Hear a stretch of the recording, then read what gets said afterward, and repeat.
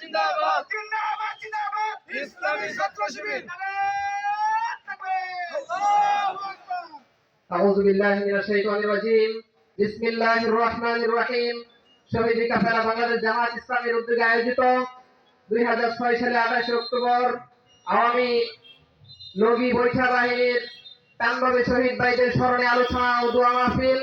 উপস্থিত সম্মানিত সভাপতি বাংলাদেশ জামাত ইসলাম গফরগাঁও পাগলা থানা শাখার সম্মানিত নেতৃবৃন্দ, আমার সামনে উপবিষ্ট মর্দে মুজাহিদ ভাইরা, যে সকল ভাইরা বিগত 15 বছর নিজের জীবনকে বাজি রেখে ইসলামী আন্দোলনকে এগিয়ে নিয়ে যাওয়ার জন্য, ইসলাম সম্পর্কে ইসলামের জন্য জিহাদ করেছেন, সেই সকল মর্দে মুজাহিদ ভাইরা ও আমার সহযোদ্ধা ছাত্র শিবিরের সংগ্রামী জনশক্তিরা সবার প্রতি আন্তরিক সালাম। আসসালামু আলাইকুম ওয়া রাহমাতুল্লাহ।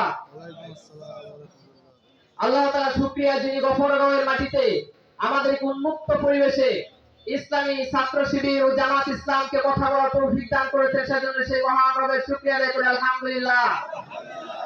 সম্মানিত তৌহিদি জনতা, আপনারা জানেন বৈষম্যহীন আন্দোলনে যেই নতুন বাংলাদেশ আমরা পেয়েছি, আমরা সেই বাংলাদেশে আর কোনো বৈষম্য দেখতে চাই না। 28 অক্টোবরের গণহত্যার বিচার হতে হবে, 13 সালের শাপলা চত্বর গণহত্যার বিচার হতে হবে। সম্মানিত ভাইরা, এই 2024 সালের জুলাই এবং আগস্টের গণহত্যার বিচার হতে হবে। ইসলামী ছাত্র শিবির বিগত 15 বছরে এই গফরগাঁওয়ের মাটিতে কাজ করে গেছে, পাগলা থানার প্রত্যেকটা ইউনিয়নে কাজ করে গেছে।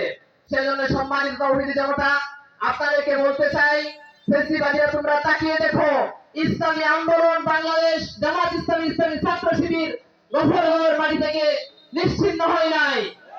তোমরা তাকিয়ে দেখো, ছাত্র শিবির নিশ্চিহ্ন হয় নাই। ছাত্র শিবিরকে নিশ্চিহ্ন করার মতো আদর্শ বাংলাদেশে জন্মায় নাই।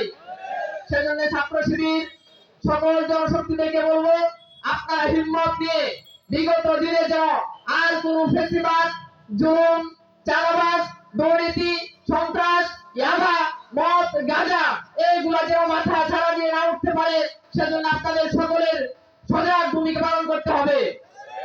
সবাইকে কথা বলে আমি আমার সংক্ষিপ্ত বক্তব্য শেষ করছি। আসসালামু আলাইকুম।